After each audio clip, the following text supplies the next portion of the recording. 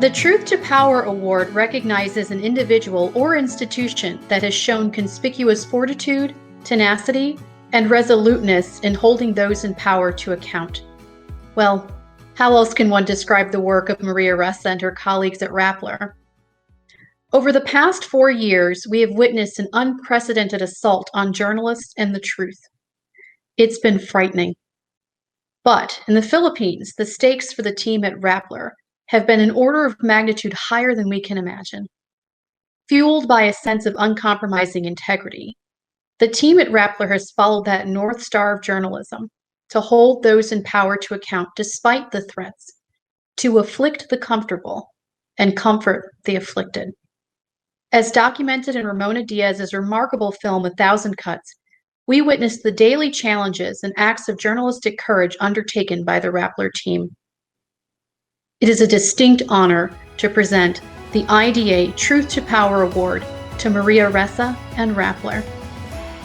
Let's take a look at a clip from A Thousand Cuts, then stay with us for a conversation with Maria and award-winning director Ramona Diaz.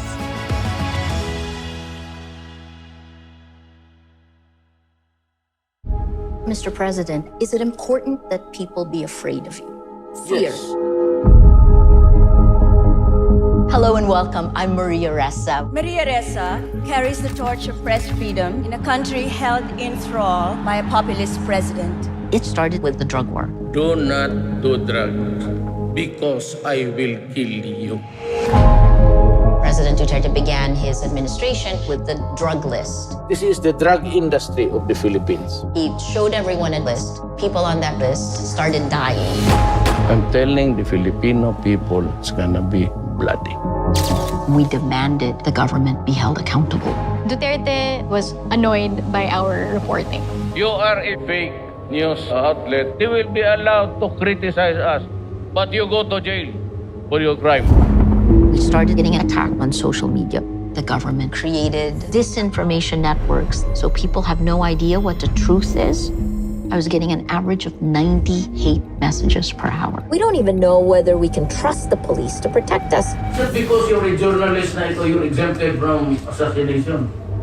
We didn't even realize how dangerous it is for you. Why are you crying? Because I'm scared for you. Maria Ressa has been arrested. The charges against Ressa were aimed at intimidating those who challenged Duterte's rule. So why should you care about what happens in the Philippines? They test the tactics of how to manipulate America in our country. If it works, they port it over to the rest of the world. Maria Ressa was one of 4 journalists named as Time Magazine's Person of the Year. Maria won't be afraid. I'm afraid for her. What we're seeing is death by 1,000 cuts. Little cuts of Philippine democracy. We will not duck. We will not hide. We will hold the line.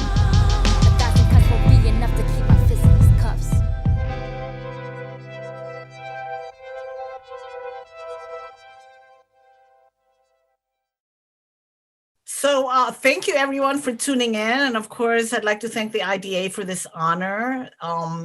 Thank you so much for the support. And congratulations, Maria, and of course, Rappler, on winning the Truth to Power Award, IDA's Truth to Power Award. Congratulations. What a thrill. But so I think let's start there. Let's start with Rappler, the origin story of Rappler. What was it, 2010, 2011, right? When by then you had already been bureau chief of both the Manila Bureau and the Jakarta Bureau of CNN here in Southeast Asia, or there in Southeast Asia. And you were the head of the news division of one of the biggest broadcasters in the country. And you were managing something like 1,000 reporters, right? So you decided to sort of walk away from that and form basically a startup, which is Rappler. So take us back then. Take us back to, when was that? The end of 2010, the beginning of 2011. It's hard to ask questions when you know so much, huh, Ramona? So, yes, but don't you think that was a good question? Look, I mean, it's like what it feels like today is what it felt like then, like a fraction of it. I felt like something big was happening and that we needed to be part of it. And that was digital. Broadcast television was something I had spent a career doing. And I felt like, we're missing something really big, because on digital, in ABS-CBN, the largest network that in the Philippines, which has just been shut down by President Duterte during this pandemic. So like May 5 this year, they shut down. Well, that network I felt was a legacy, right? Like you can't do the things that you're supposed to do. And often what happens is primetime news, you assign your best people there because that earns the most money. And then you put like the young ones or people who are kind of interested on digital, but digital needed minds. And so that was really the impetus for Rappler. It was, how can we take technology, mobile phone technology, and deliver news? That was the idea. How do we intertwine technology and journalism? It's something that's powered a lot of my career. Even inside CNN, my team was the one that would also try out anything new, DNG, digital news gathering. When CNN first rolled it out, we were the first, among the first to try it out. So throw out your old ideas and then embrace uncertainty. It's extremely humbling to start with what you don't know, which is really what I started with on the internet. So we got, there were 4 or 5 of us above 40. And then we hired the smartest 20-somethings we could find because we knew what we didn't know. And I figured, I have 3 co-founders. We're all women in our 50s. Where am I? I was just going to say, we're all in our mid to late 50s. And when we started, we were in mid to late 40s. And we thought we had all managed different things, but which we'll experiment and we'll give it a year, right? In a year, if it doesn't work, we'll go back to our old lives. And if it does work, then how fun. Wow. And it did work. And that's the funny part, right? It worked a lot, but it's at a frantic pace. When I first joined CNN in the late 80s, in 1987, I thought, wow, 24/7 news. You don't know what kind of a treadmill looks like until you walk into what we live in today, which is social media on 24/7 all the time in your pocket. Anyway, sorry, Ramona, long answer to your question. Yeah. So basically you drank the Kool-Aid, right? You embraced technology and you thought, the promise of technology, all that. So that's basically where it started. But tell me, it's really interesting how you recruited some of your reporters through Twitter. Can you talk about that? Because some of them you just were attracted by their Twitter presence. You had no idea if they could do any kind of reporting. Oh, I know who you're talking about. And I wish that... But there are a few of them. There are a few. We have somebody in tech, a woman we call Googleette, because she was, I met her on Twitter. The one who stands out because she now heads Vice in Asia Pacific is Natasha Gutierrez, who, she was a Yale student at that point, and she had followed me, asked if she could. I think at that point she was thinking of coming home and asked if she could talk to me about ABS-CBN. That was when I was already leaving ABS. So I messaged her immediately and I just said, nope, come join this. And, here she is making 6-figure in the US. And I offered her like 1/100th of that to come home. You know what our pay scale is like from the US to the Philippines. But beyond that, I think that also you reminded me of how Twitter used to be. This is why I'm still optimistic, right? Social media took a turn down a dark path because they got too greedy. And, this is really led by Facebook more than anything. And this kind of behavioral surplus where advertising moved from being what we knew in the old world to behavior modification. Well, in those days, Twitter was amazing because you could have real conversations. You could, through a feed of a person, it wasn't about outrage. It actually reflected their values. So that's why I recruited people from there. In fact, yes, you're right. See, she knows better than I do. There were many Rapplers in the first 12. I would say 4 or 5 now, right? And I know it can be That's pretty amazing. You're recruiting from Twitter, people you don't know, people you had no idea if they could do any kind of reporting, but you liked their presence in Twitter. You knew they were digital natives. They knew the power of Twitter. So that's basically how you... Oh, it's their values, Ramona. I could see their values on Twitter. I could see their skills, right? Actually, it was excellent. And those first 12, imagine I went from managing 1,000 people to 12, right? So we were doing 10 million things at the same time. I always used to joke that one Rappler is worth 100, meaning we don't sleep, but we do eat. So that was in the early days, right? And then 2016 happened. Duterte became president. And basically, you really caught his ire, right? I mean, but take us back then to 2016, because Rappler was not, you were a startup. You were like, there was ABS-CBN. I mean, there were bigger newspapers, bigger broadcasters that he could actually go after. But he went after the little guy, or women, the little women. He went after you guys, Rappler. Why was that? And yeah, was he trying to set an example? And why Rappler? No, so I think we remember we're the third that he went after. He went after the largest newspaper immediately. He went after the largest broadcaster. He shut them down, right? And the largest newspaper, almost immediately within 2 weeks of the attacks, actually said that they would sell the newspaper to a business friend of President Duterte. But he shut down ABS way after. No, before, almost immediately. We were the third targeted by Duterte. But I think we were the first targeted online. We were the first, the propaganda machine began attacking us in 2016 because we exposed them.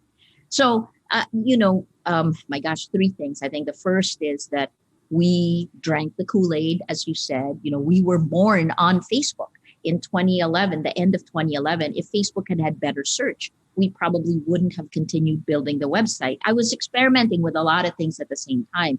The website, we rolled it out January 1, 2012. But, we knew the best of Facebook. In fact, we knew Facebook better than Facebook did before they came in and really started trying to make money. It's really that. And it's actually instant articles, I think, that twisted fact and fiction together, because then you realize that the social media platforms don't distinguish between good data and bad data. And what do I mean? I mean, fact, good data, and fiction, bad data, or beyond that, propaganda meant to manipulate you. So that's the first. I think the second is that truth to power. I say that all the time, so thank you, IDA. But I think that even though we were the third attack, right? We spoke truth to power because I'm old, because I've been doing this my entire life. And these are not like, I helped write standards and ethics manuals of like 3 news groups, right? I was there at CNN during some of the worst times and the best times, because the worst times tend to be the best times. And I think that it just galvanized. It was, at the beginning, it wasn't a decision to speak truth to power. It is what we do. So we just kept doing what we do. And I think that got the president and his minions, the people around him, angrier because we didn't seem intimidated, no matter what they threw at us. But why would we? I've been through worse. Don't say that. I have. I've been shot at. Okay, let's not go there now and give them. But it's not the same. You always say that, Maria, but it isn't the same. Because war is war, right? You've been in war zones, and war is war. You plan how you enter the war zone and you plan an exit. This one is different. Funny. She throws my words back at me. This is not no. But this is how you compare it. But this is not. This is okay. Yes, it is maybe a war zone, maybe, but it's a different kind of war zone because there is no exit that you can follow. Right? You live it every day, and you're the target. When you as a journalist, you enter a war zone. You're not the target, right? You are reporting on the war zone. But now you are basically who they're shooting at. So it's different. No, it's a great distinction. I think ideal. So one of the things, and you've heard me say this, right? I feel like I'm stuck on a train track, watching a train coming at me. It's funny, during breaking news, I always say that, the world moves so fast, like the fall of Suharto. That was a long time ago. But every country in Southeast Asia, when breaking news happens, everything comes through you. And I feel like as a journalist, you absorb it. And then it's only much later that you figure out what it means. Like the kind of work you do, we do in introspection much later on. In the moment, you're just reporting it. You're putting it in context, right? Now I feel like, here I am. I'm on the train tracks. It's like a crazy game of chicken. I can't get off. And I see it happening in slow motion. And how do I deal with it? You've heard me, and you've been with me through this, right? Live shots. So CNN's live shots are great training because no matter what is happening around you, and I remember one time in East Timor when I was running down the street and I was live on the phone because the militia were coming down the street. I just got caught outside and I was trying to see where I could hide. These things happen, and so what you need to do is to take your fear and shove it to the bottom of your stomach so that your mind is heightened. It's in a really weird way, this clarity of thought in moments like this, they're incredible. The hard part is when it's so sustained, because East Timor, Kashmir, when we're in these conflict zones, you're there, you come in, and then you come out, and you're, at most a month. Because after a month, there's something, you get desensitized. You're not as aware of the dangers. And because I know that from conflict reporting, I double check every month. What are our processes? What are our scenarios? You didn't actually show, but Ramona has film of the drills, right? How do we drill these things? So when Pia Renata, for example, was kicked out of the palace, we had drilled that 2 days earlier. So that's why she was able to go live. And that kind of clarity and action, I mean, that's what you aim for. So in this one, I don't know what's going to happen. You don't know what's going to happen, right? But I know that it will be better. The future will be better, my personal future and my nation's, if I do what I do. So I think of the battle, it's this journey right now. It's like one foot in front of the other. This is funny. You heard, with good friends, I used to, when I was younger, because my relationships were only as long as breaking news allowed. And so, too much information. But like when I was younger, you always used to ask. I had a really good friend who was in this long marriage, and I asked, so how do you commit? Like, how do you? And it's crazy. I'm committed to journalism, right?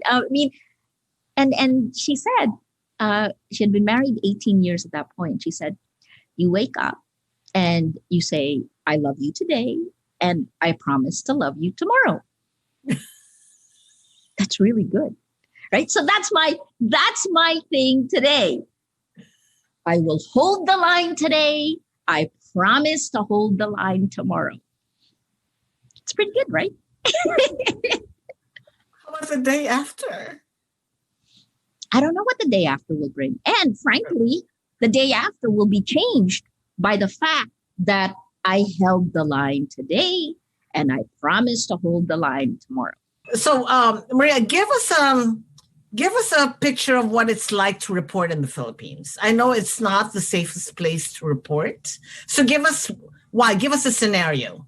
What has happened in the past few years that makes it not all that safe? So stats, I'll start with macro, right? Like we're 7th worst in the world in terms of violence against journalists. But the worst election-related violence globally happened in the Philippines in 2009 when 58 journalists and their support staff were killed in broad daylight, right? This is before Duterte, so 2009, the Ampatuan massacre. Beyond that, I think you can see the reason why I think the film resonates is you can see the methodology of how it works, and micro, macro, right? Macro of geopolitical power. Obviously, the United States and Russian disinformation, the fire hose of falsehood, what Putin called the fire hose of falsehood, and how you weaponize that. That has now gone global. You guys, the US was targeted, but every democracy has been targeted. And research has shown, we sounded the alarm in 2016 because we live on Facebook, right? And because we could see the data. We brought it to Facebook, we brought it to the world. And 2017 were the first reports that showed how cheap armies and social media were rolling back democracy. But this kind of bottom-up attacks, then with the same narratives come top-down. In my case, journalist equals criminal. President Duterte says it, journalist equals criminal in 2017. Exponential attacks 2016. A week after President Duterte says that, we get the first subpoena. So 2018 is all about 11 cases filed against us. 2019 were arrests. You were with me. That was 2 arrests in a 5-week period. I had to post bail 8 times. All the cases started moving, and there were weeks that I would spend 4 days in court, right? So they wanted, it's a war of attrition. They wanted to take my time and resources. And you know what? That just meant I didn't sleep that much. But I kept doing what I needed to do. And then, of course, 2020 was my conviction for a story I didn't write, editor, supervise, and a crime that didn't exist when the story was published. And to top what the Kafkaesque moment, Rappler was found innocent, but our former researcher and I were found guilty, so we could go to jail for 6 years. And then, of course, by the end of 2020, I get my 9th arrest warrant, another cyber libel charge, and this one is for posting a screen grab of a newspaper article. The same businessman who filed the first cyber libel. I guess there's that, the weaponization of the law, but then there's also death by 1,000 cuts of you, right? I have watched from 2016 to today, my reputation, which I've spent decades building, and I look behind me, I thought that would be insulation because I have a long track record, but death by 1,000 cuts, right? So it starts with the real assassination of your reputation. And that that's happening globally, and to women journalists more. In the Philippines, our data showed at least 10 times more. And then let me bring it back up to the geopolitical power play. It isn't just our government, for example. We expose the state propaganda, but in Facebook's most recent takedown on September 22, they took down 2 influence operations, one from China and one from the Philippines that's connected to the police and military. Both of these influence operations were attacking me. I must be so special, but the Chinese influence operation was creating fake accounts for the US elections using artificial intelligence created photos. They were targeting Southeast Asia, most successful in the Philippines. They were pro-Marcos, and they were beginning to campaign for a presidential campaign of the daughter of President Duterte for 2022. So we already see it. And this is something we've known since 2016. Look to social media, the narratives that are being seeded there, to see what power will do. And look, the same thing is happening there to you in the United States.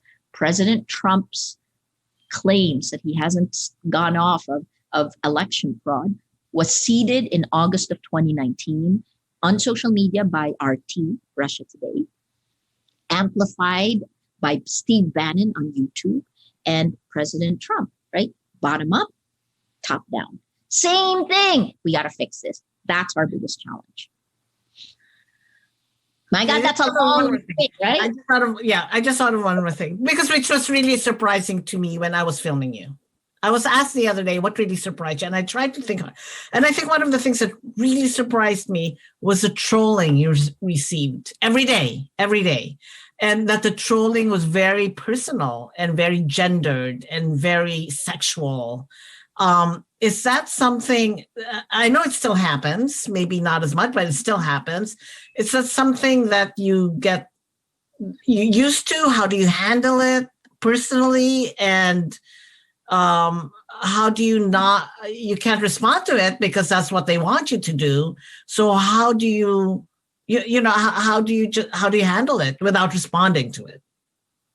I think about it like data points.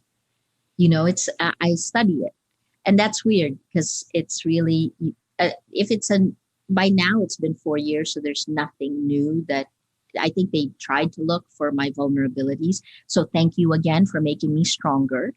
It's funny because my co-founder Glenda will say, "Stop looking." I can't stop looking because I want to understand it.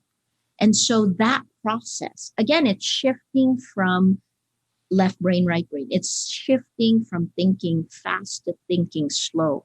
I want to understand it. And so, what we saw after I was convicted is when I was targeted, the attacks became more dehumanizing.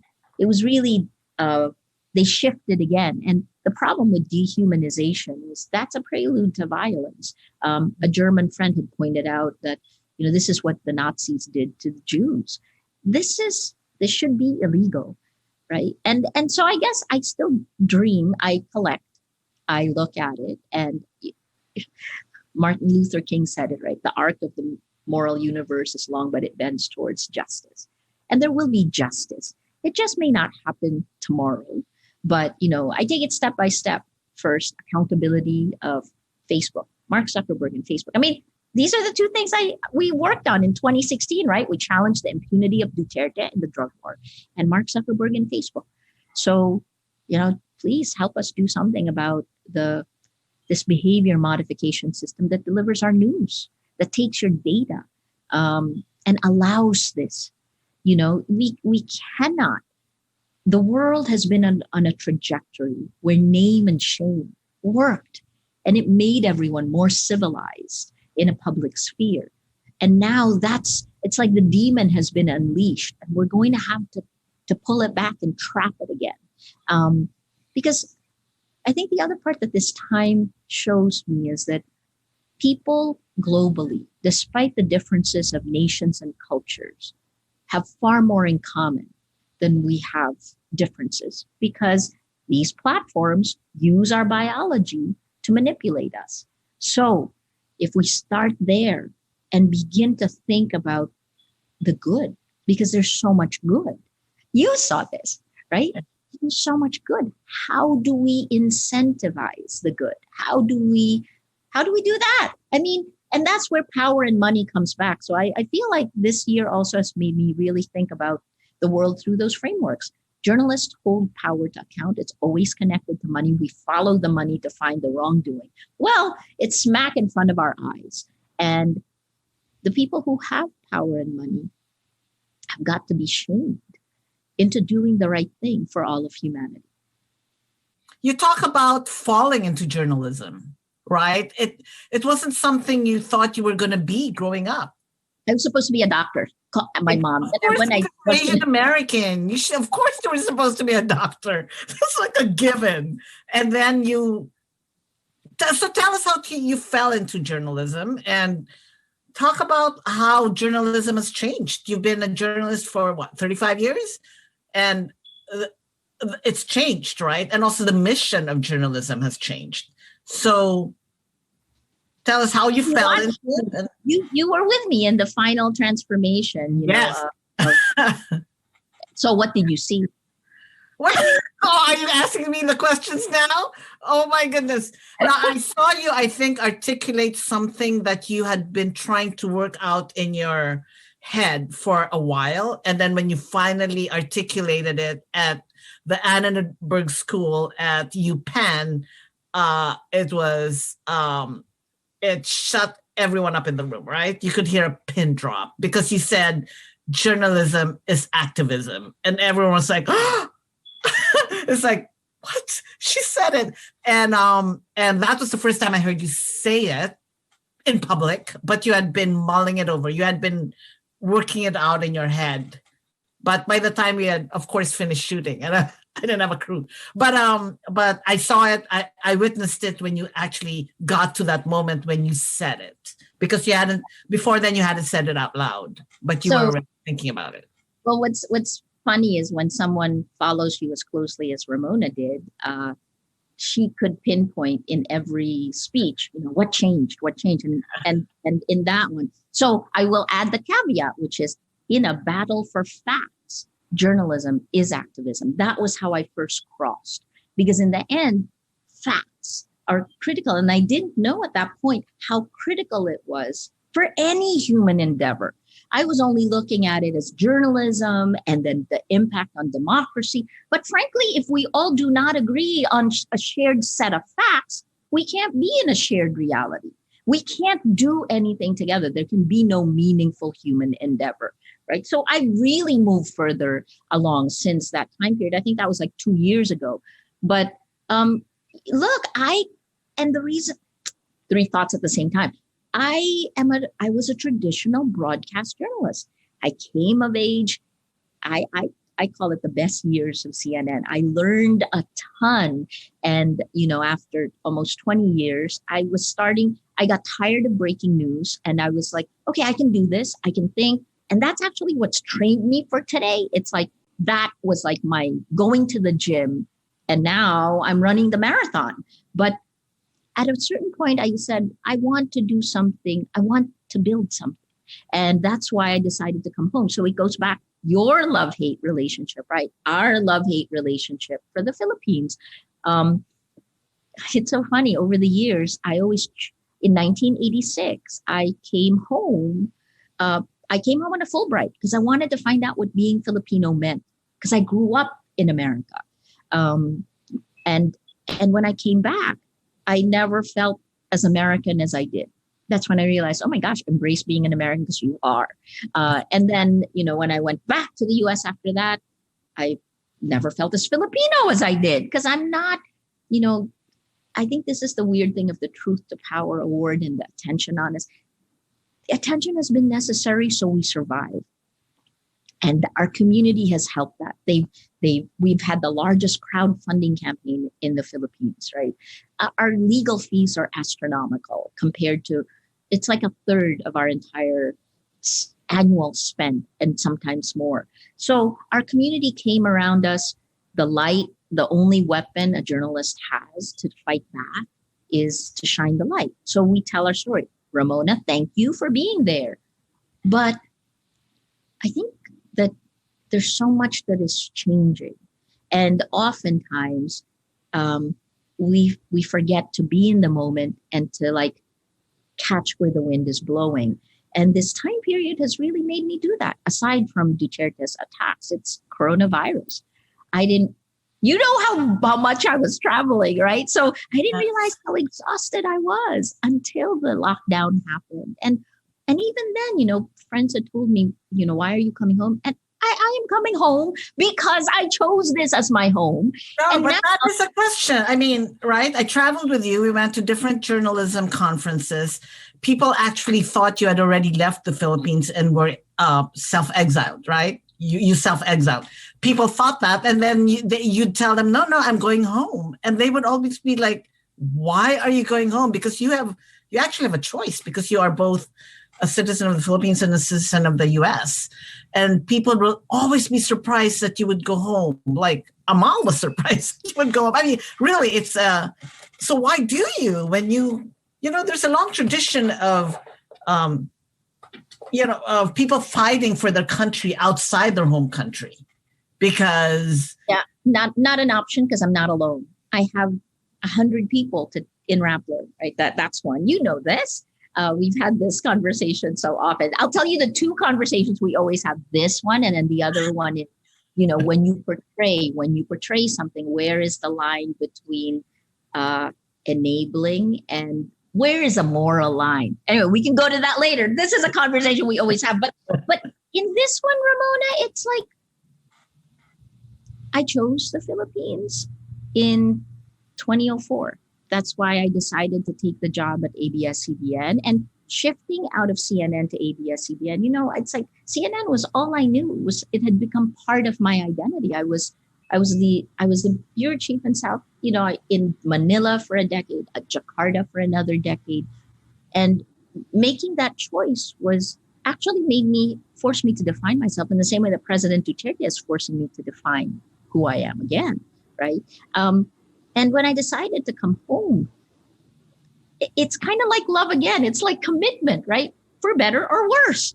And I mean, in a strange way, being the target of the attacks is both horrific, but also a privilege, right? I mean, in the sense that, and this is part of the reason our disinformation research is so good, because we get attacked first, so we can analyze it first and tell you what will happen to you, right? So being in the trenches, you really get a sense of what is coming next. So for better or worse. And the other part, I think, is that I'm on the right side of history.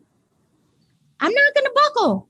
I will win this because we did nothing wrong. I know you've answered this question before, but I've always wondered, you are a journalist. You're used to telling the story. You have never been the story before, but you said yes to me. And I know you've answered why, but really, why did you say yes? I've always wondered, I mean, lucky. Thank you for saying yes. But why did I think I know the answer, but beyond documenting the moment, why did you say yes to me? I think we forget that, every Ulysses, oh my gosh, what is that? In the novel Ulysses, James Joyce's Ulysses ends with yes. I say yes a lot more than I say no, especially during these time periods, because you don't know. You don't know what you don't know. I learned that in Indonesia. No matter how much you know, you just don't know what you don't know. So that's more philosophical. But I would say, you've heard me say this, but I will distill it in 3 points. The first was, you pass the test, which is, are you going to tell me the truth? Are you going to be somebody who, because I don't think there was a middle ground. You were either part of you were going to be part of us or you weren't. And there were lots of people coming and going for news stories and for short documentaries. And that one was like a journey. If at the very beginning, the first test you passed was when I asked you, why you turned down an interview in 2004, and when you responded, honestly, I tick, okay, we've passed the first one, we move forward. And it's just like walking down the road. We went down a road and you were Filipino-American. Very few. I deal with very few on a daily basis who are Filipino-American. It's its own little thing in its own weird way, right? Part of both, but part of neither sometimes. And then I think the third was you had skills and resources. And I think that then meant we had a witness. And regardless of what happened, because I had always wanted Rappler to document it, because by 2016, we knew we were in somewhere new. And, in the past, I would have asked one of our team to do it, but it's different when you're inside the team that's under attack. So it was good to have you with us. And I think the last part of it was beyond the moment, beyond this film, beyond this moment, there are bigger things. And taking apart those bigger things is what's interesting to me, because that will help determine the world we create, right? So that's the other part, and the discussions around that. Like the other part, this, right? I surround myself with people who push me to think, who challenge ideas, and you're a good addition. Oh yeah, we became friends also. Oh my God. So the first time you saw the film, so I have a couple more questions. The first time you saw the film was at Sundance, right? You had no, in its entirety, with the music and everything done. And you said it was still a gut punch, right? So is there still something in the film that makes you uncomfortable? I mean, I still hate seeing myself. By the way, I tried to get Ramona to cut 10 minutes of me out of the film, for the record. I was like, please take out more of others. No. That was never going to happen, but it was a good try. But is there anything?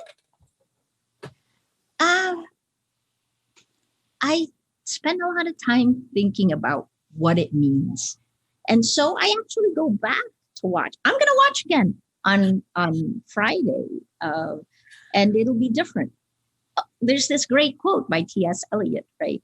It's from Tradition and the Individual Talent. Oh my Lord, you're making me emotional. So in Tradition and the Individual Talent, he says that how you read the latest novel is going to be impacted by the fact that you read Shakespeare. So the first book you read will be changed by the last book you read, and the last book you read will be changed by the first book you read, right? So it's like the present moment of the past. So it's a great idea, because that is actually, regardless of whatever moment you live through, this moment changes everything. So one of the things I just did, because my best friend told me this, watch The Matrix. And I did just yesterday. I watched The Matrix, right? Which I had watched when it first came out. But when you watch The Matrix in this context today, you just go, holy cow. And I guess that's it. Like, the film is that way for me. The fact that it's about me, it's not just about me. It's about Rappler. And I keep, I tried to get Ramona to include more of my co-founders because they are incredible, right? Rappler couldn't be Rappler if there weren't four of us.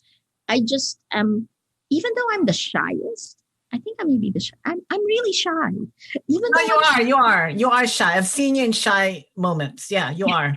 No, I have seen. That's I am. And, yes, my chosen profession kind of changed me. But it took four of us to make this happen. And there aren't enough of them in there. Glenda Gloria, Chai Hovilenya, Beth Mendoza.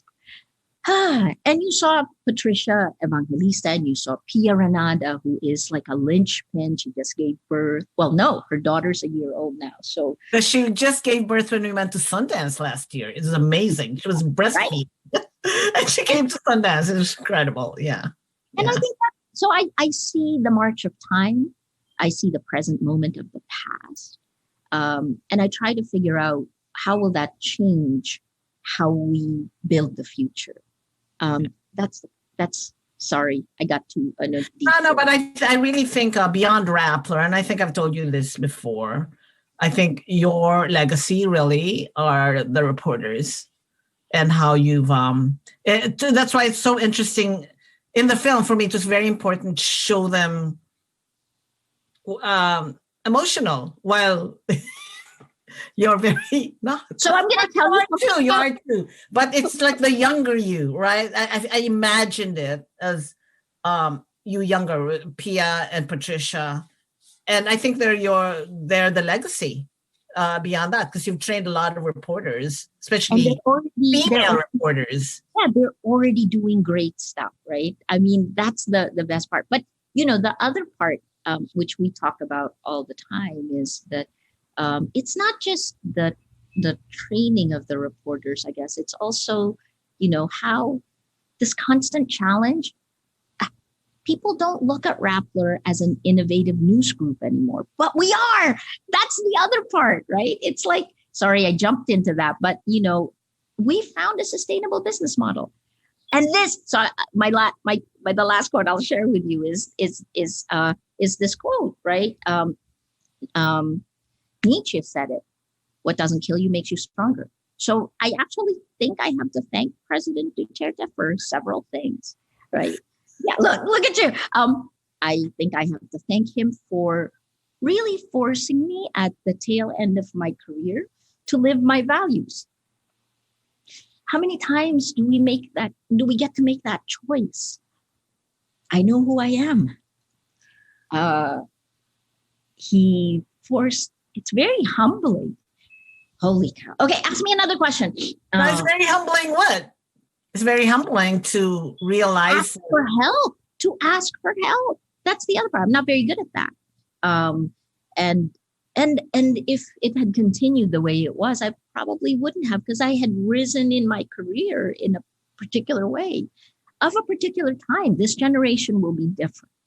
I think that he forced us to find a new sustainable business model, and we're set for the future. In fact, we did very well, even during the pandemic. As other news groups around the world are forced to lay off people, we grew. We hired 21 more people in 2020. And this is because we're in the trenches. We can take data and tech, which is going to be intertwined with the fate of journalism. And I think the last part is that we haven't talked about this at all, Ramona. We in this thing is how we are being insidiously manipulated. So you go back to films.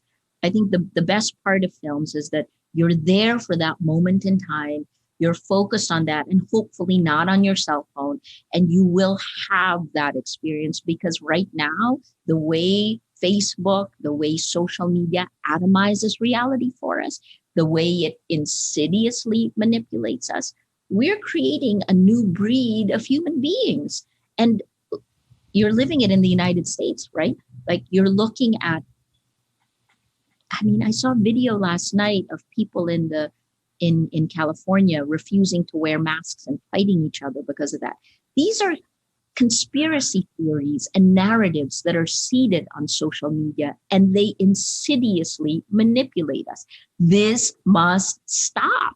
And we need to hold these social media platforms to account.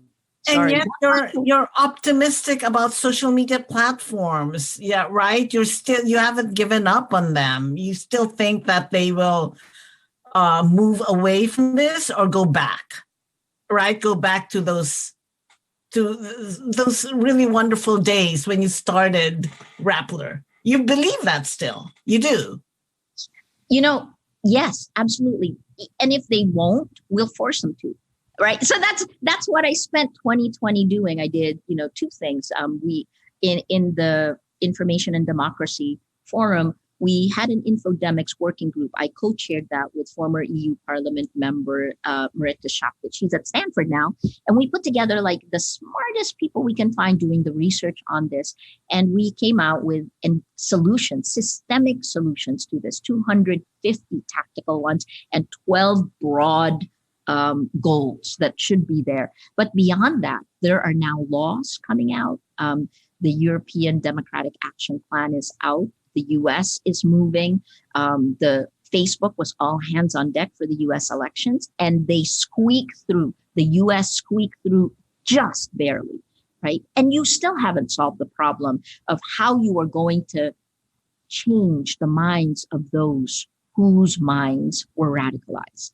Social media splinters, it radicalizes, it's like the devil on your shoulder all the time, telling you, great quote by E.O. Wilson, paleontological emotions, whatever that thing is, like our emotions are from the Stone Age, medieval institutions and godlike technology. This is the problem we have, and we're going to have to stop that. So yes, I think there's going to be legislation.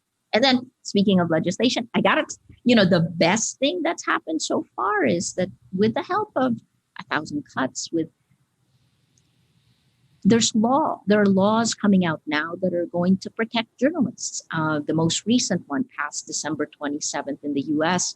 It's like a mini Magnitsky Act, meaning that the state Secretary of State can deny a visa to a government official who harasses, intimidates journalists and their family. And that leads to these countries now that are moving towards Magnitsky. The U.S. also did that. So I think and basically the Magnitsky Act is like sanctioning individuals as opposed to sanctioning nations, right? Correct. Because it's not the fault of the entire nation. They sanction the people who are basically persecuting you. So it could be the president, his family, whomever, right? The generals and their families. So which is makes them scared because they have a lot of interests in this country. Well, so I think the other thing that changed since the film is I have a 9th arrest warrant out that just happened November 27th, and I posted bail again, just barely, right before a long weekend. Which if I hadn't gotten to post bail then, I could have been in prison for 4 nights, right? So these are things that are part of. You still kind of live through it with me, but this is part of my world, and I accept it.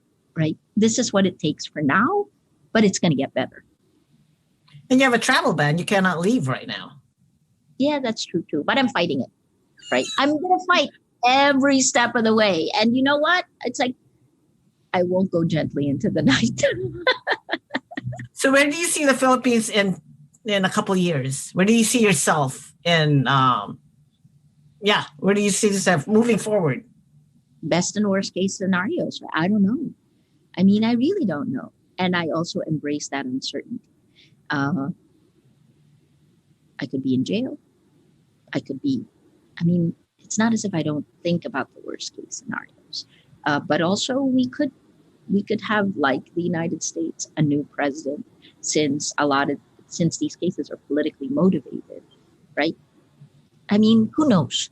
But like I said, we embrace what we don't know. And then today, I will do what I do. You know, we keep doing what we do, and I promise to do it tomorrow. It's pretty good, right? That's very good. Well, thank you so much, Maria, and congratulations again on winning the award. Congratulations to you and all of Rappler, who I've come to really know and love. You made us so welcome. You didn't think you'd be stuck with us for that long a time, but there we were, constantly, every day. So thank you. Thank you for that. And, congratulations. Oh, thank you. And thank you, IDA.